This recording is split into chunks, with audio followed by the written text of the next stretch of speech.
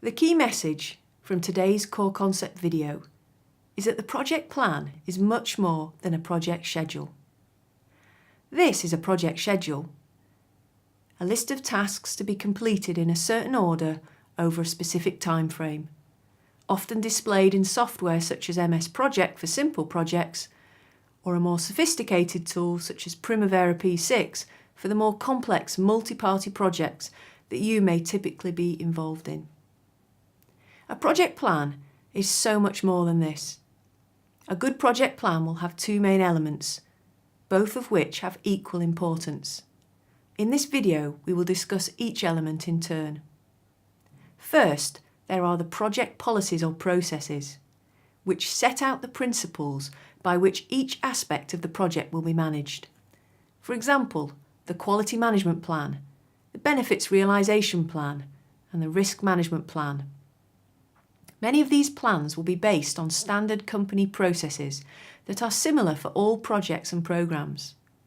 It is likely that the ownership of these standard processes and policies will sit outside of the project team, perhaps in the programme office or the programme management function of your organisation.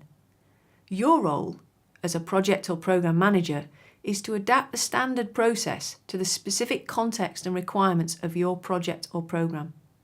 And don't forget that other experts and stakeholders may need to be consulted along the way as you do this.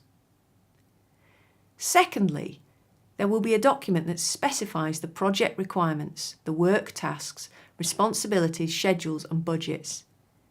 This document may be called different names in different organisations: a project brief, project management plan, a project definition report, or a project statement of work, to name but a few. Whatever it is called, though, it is an essential baseline plan for the project. The project management plan will contain answers to the following questions, which I've taken from the APM body of knowledge. Why? A statement of the reasons the work is required. It should include a definition of the need, the problem or opportunity that the project will address. What? Describes the objectives, the scope and deliverables of the work, together with their acceptance criteria. It also describes the success criteria for the project and the key performance indicators used to measure success. The what needs to take into account any constraints, assumptions and dependencies that are known at the start of the project. How? There may be a number of different ways of achieving stakeholder requirements. Why the chosen method has been selected should be documented, along with the reasons for its choice. Who? The project team and structure is defined, along with key roles and responsibilities, together with a plan defining the resources that will be required and when, and how those resources will be acquired. When? A project schedule that includes key milestones, phasing, and detailed timings for the activities required to complete the work. In larger and more complex projects, it may not be possible to produce detailed schedules for all phases of the project.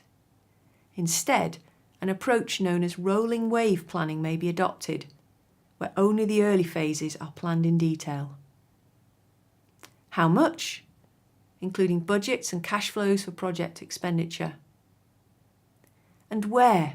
The geographical locations where the work will be performed, and the impacts on the costs and personnel factors of these.